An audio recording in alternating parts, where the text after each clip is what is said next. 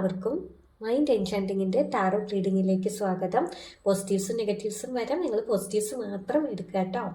അപ്പോൾ ഇന്ന് നമുക്ക് നോക്കാൻ പോകുന്നത്, നിങ്ങളെല്ലാവരും ലൈഫിൽ എന്ത് ചെയ്യണം എന്നറിയാത്തൊരു സിറ്റുവേഷനിലായിരിക്കാം. ഇനി എന്താണ് വേണ്ടതെന്ന് നിങ്ങൾക്ക് ചിലപ്പോൾ ഒരു ക്ലാരിറ്റി ഉണ്ടാവില്ല. അപ്പോൾ എന്താണ് വേണ്ടതെന്ന് നമുക്ക് നോക്കാം. ഇവിടെ ആദ്യം നമുക്ക് ടേബിൾ എന്ന കാർഡാണ് വന്നിരിക്കുന്നത്. അപ്പോൾ നിങ്ങളിപ്പോൾ ലൈഫിൽ സ്റ്റെക്കായി നിൽക്കാനാണ് മനസ്സിലാവുന്നത്. നിങ്ങൾക്ക് ഒരുപാട് പേടിയുണ്ട്, എന്തോ ഒരു അറ്റാച്ച്മെൻറ്റ് ഇവിടെ കാണുന്നു. നിങ്ങൾ ഓവറായിട്ട് ഓരോന്ന് ചിന്തിച്ച് കൂട്ടുന്നുണ്ട്. ഒരു ഡിപ്പെൻഡൻസി എനർജിയാണ് എനിക്കിവിടെ മനസ്സിലാവുന്നത്. അപ്പോൾ ഈ ഒരു എനർജി ഇത് വിട്ടാൽ, ഈ ഒരു ഡിപ്പെൻഡൻസി നിങ്ങൾ വിട്ട് കളഞ്ഞാൽ എന്ത് ചെയ്യും എന്നുള്ളൊരു മാനസികാവസ്ഥയിലാണ് നിങ്ങൾക്ക്. അത്തരത്തിൽ നിങ്ങൾ പാനിക് ആവുന്നതായിട്ടാണ് എനിക്കിവിടെ കാണുന്നത്. അപ്പം നിങ്ങളതിനെ ഇവിടെ ആരെയായിട്ടും യൂണിവേഴ്സ് ഇവിടെ കണക്ട് ചെയ്തിട്ടില്ല. ഇതൊരു ചെയിനിട്ട് അല്ലാതെ നിങ്ങൾ മനസ്സിലാക്കുക. അങ്ങനെ നിങ്ങൾ മനസ്സിലാക്കി കഴിഞ്ഞാൽ തന്നെ നിങ്ങളുടെ പ്രോബ്ലംസ് മാറും.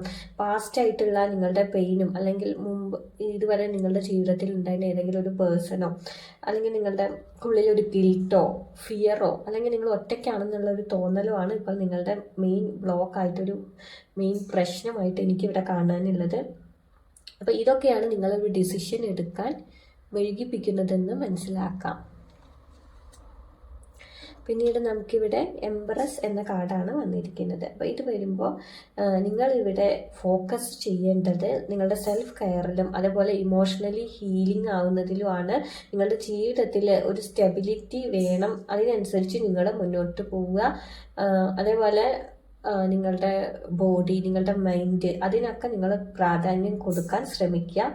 ഇപ്പം നിങ്ങൾ ഇവിടെ എന്തെങ്കിലും ഒരു ഡിസിഷൻ എടുത്ത് മുന്നോട്ട് പോകുന്നതിനല്ല ഫോഴ്സ് കൊടുക്കേണ്ടത്. നിങ്ങൾ റിക്കവർ ചെയ്യാനാണ് ഫസ്റ്റ് ശ്രമിക്കേണ്ടത് കേട്ടോ.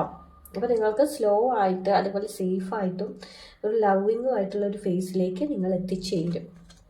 പിന്നീട് നമുക്ക് 5 ഓഫ് കപ്സ് ആണ് വന്നിരിക്കുന്നത്. നിങ്ങൾ എത്രയൊക്കെ ശ്രമിച്ചാലും വീണ്ടും നിങ്ങൾക്ക് പറ്റിയ ലോസിലേക്ക് മാത്രമാണ് നിങ്ങൾ നോക്കി പോകുന്നത്. അങ്ങോട്ടാണ് നിങ്ങളുടെ ചിന്ത.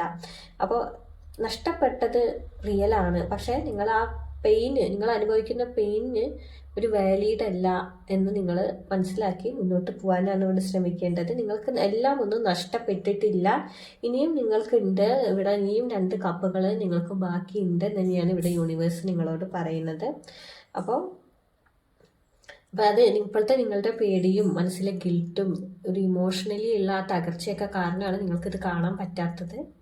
നിങ്ങളിപ്പോൾ അതിന് റിക്കവർ ആവാനും ഹീൽ ആവാനും ശ്രമിച്ച് മുന്നോട്ട് പോവുകയാണെങ്കിൽ അത് നിങ്ങളിലേക്ക് വരും എന്ന് മനസ്സിലാക്കുക. അപ്പോൾ ഇന്നത്തെ റീഡിങ് കുറച്ച് പേർക്കെങ്കിലും റെസൊനേറ്റ് ആവുമെന്ന് വിചാരിക്കുന്നു. മറ്റൊരു